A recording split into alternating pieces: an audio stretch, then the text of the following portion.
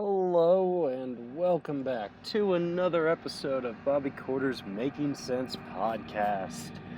This is the season finale of season 1.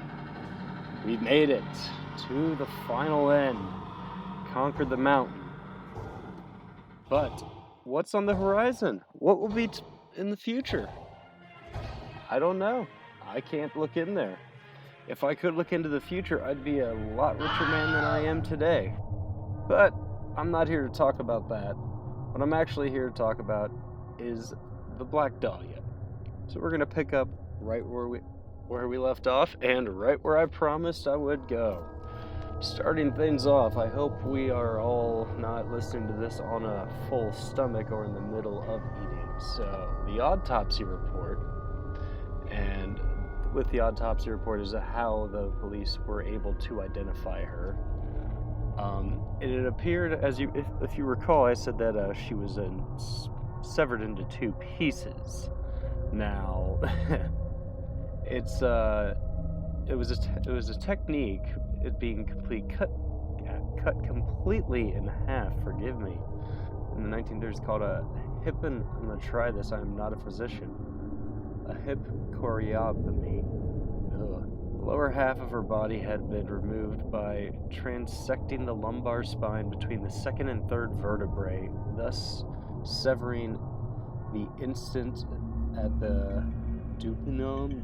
That's what the report said. Very little bruising along the incision line, suggesting that it had been performed after death.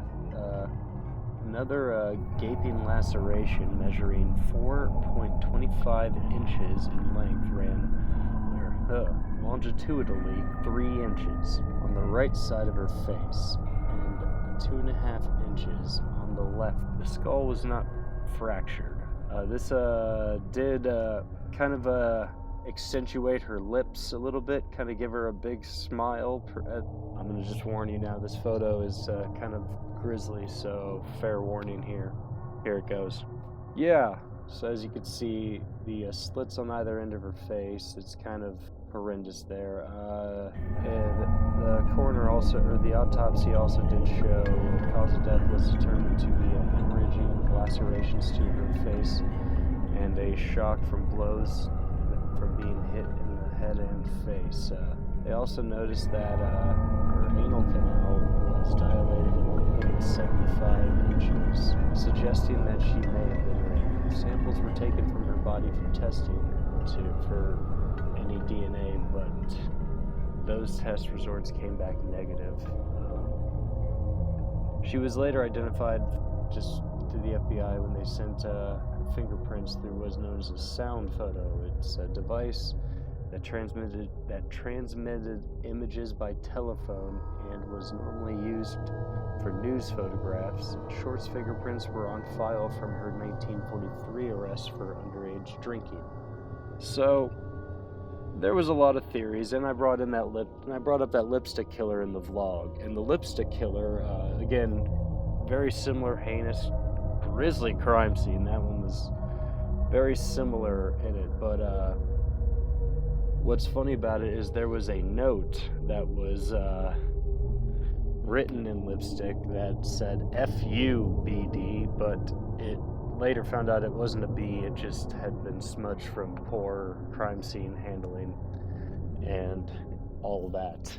So what it also could date back to is actually PD, for police department, presumably. Now, one theory is that the same person who was perpetrating the Cleveland torso murders in Cleveland, Ohio between 1934 and 1938, that could also be the same person. But again, that is a theory. There's a great series that was there was an Unsolved Mysteries episode in which Elliot Ness's biographer Oscar Fraley suggested that Ness knew the identity of the killer responsible for both cases. So that seems like something Elliot Ness. That's actually the first time I've ever heard of that one. That's intriguing. Oh yeah, the lipstick killer, or the lipstick murders. That one was also one, but allegedly other serial killers who would take credit. What is it with those guys taking credit for each other's work? That is just kind of weird. Oh man, there's even ones. I saw this when I was doing the Elisa Lam case, where it was spirits that allegedly were possessing the Night Stalker, Richard Ramirez, that caused her to behave that way. And I only bring up Elisa Lam here, not just because I brought up another old vlog and podcast, just because they both reference this one.